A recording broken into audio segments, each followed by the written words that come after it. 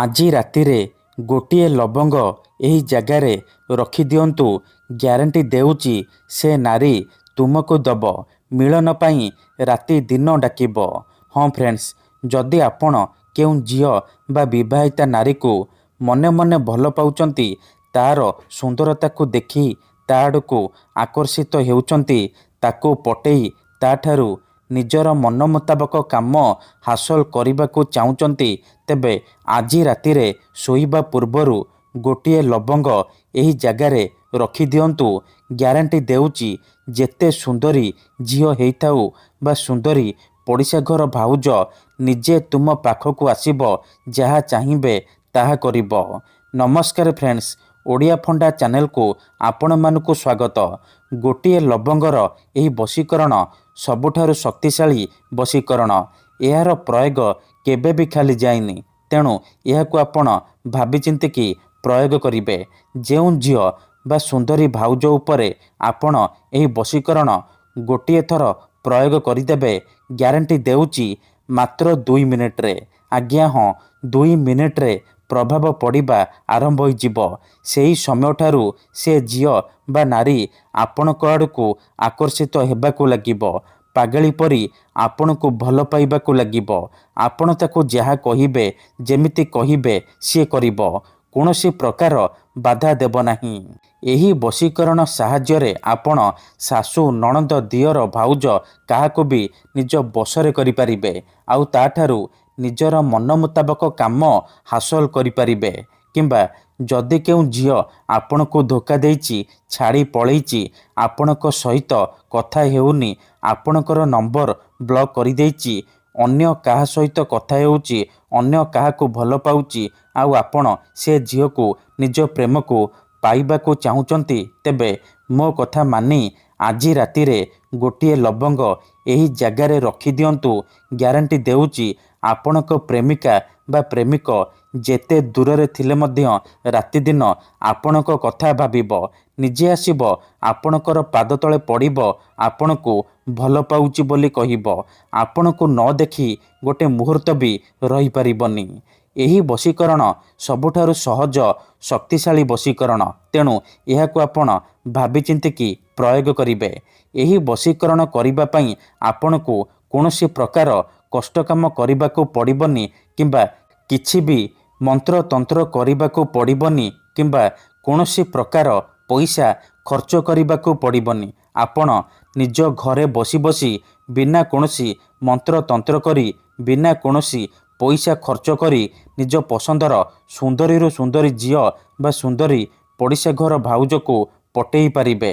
ଆଉ ତାଠାରୁ ନିଜର ମନ ମୁତାବକ କାମ ହାସଲ କରିପାରିବେ କେବଳ ଗୋଟିଏ ଲବଙ୍ଗ ସାହାଯ୍ୟରେ। ଗୋଟିଏ ଲବଙ୍ଗର ଏହି ବଶୀକରଣ ଦୁନିଆର ସବୁଠାରୁ ଶକ୍ତିଶାଳୀ ବଶୀକରଣ। ଆମର ତନ୍ତ୍ରଶାସ୍ତ୍ରରୁ ମୁଁ ଆଜି ଆପଣଙ୍କ ପାଇଁ ଗୋଟିଏ ଲବଙ୍ଗରେ ନାରୀ ମୋହିନୀ ବଶୀକରଣ ନେଇ ଆସିଛି, ଯାହାକୁ କରିଦେଲେ ସୁନ୍ଦରୀ ଝିଅ ବା ସୁନ୍ଦରୀ ଭାଉଜକୁ ନିଜ ବଶରେ କରିପାରିବେ, ନିଜର ଗୁଲାମ କରିପାରିବେ। ସିଏ ଆପଣଙ୍କର ସବୁ କଥା ମାନିବ, ଯାହା ଚାହିଁବେ ତାହା କରିବ।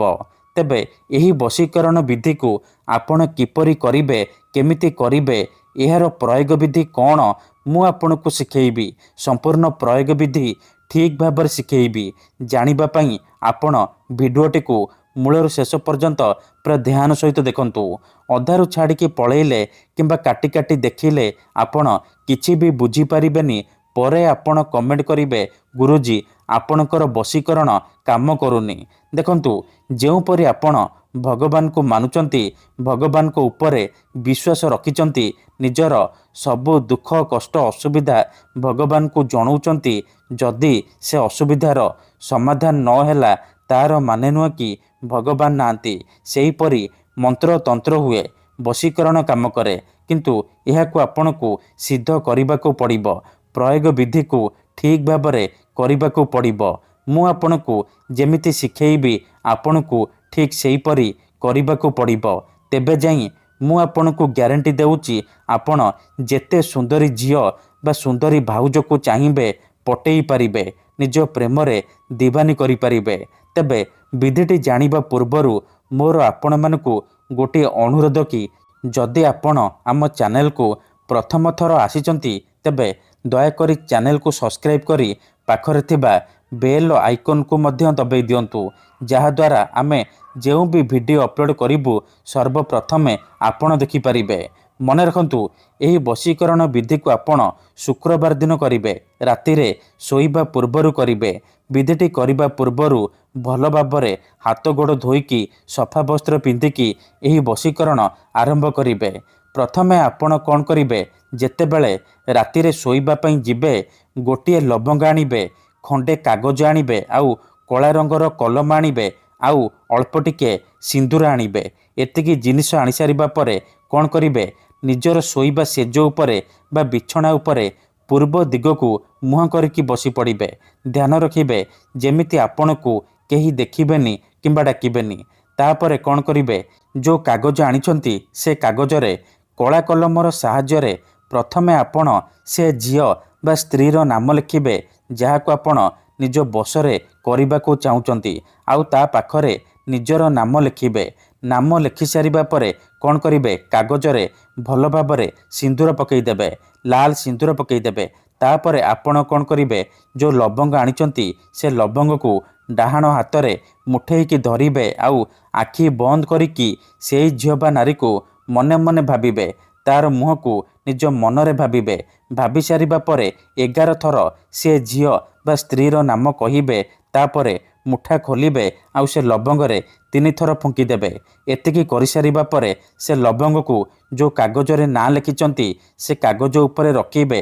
तापरे से कागज को भल भाबरे मोड़िकी निजर तकिया तले रखिकी सोई पड़िबे। ग्यारंटी देउची एपटे एही वशीकरण करिबा मात्रे 2 मिनिट रे प्रभाव पड़िबा आरंभ होइजिबो। से झियो हेउ बा विवाहिता नारी आपणक आड़को आकर्षित हेबाकू लागिबो। मन रखंतु ता परदिन आपण जेतेबेले सकाळु उठिबे बासी मुहरे बिना हाथ गोड़ मुह धोईकी आपण बासी मुहरे से कागज आ लवंग को नेईकी घर बाहर कौनसी एक जगार जालीदेवे। ध्यान रखिबे जालिबा समय रे जेमिति आपणकू केही देखिबेनी किंबा डाकिबेनी। मन रखंतु एही वशीकरण विधि को आपण कौनसी खराब उद्देश्य किंबा कौनसी खराब काम पई प्रयोग करिबेनी। काहेकि ना मात्र थरे जेउ झियो बा विवाहिता नारी उपरे एही वशीकरण करिदेबे सीए सारा जीवन पई आपणकर बसरे हो जिवो। तेणु एही वशीकरण को आपण भाबी चिंतिकी प्रयोग करिबे। धन्यवाद।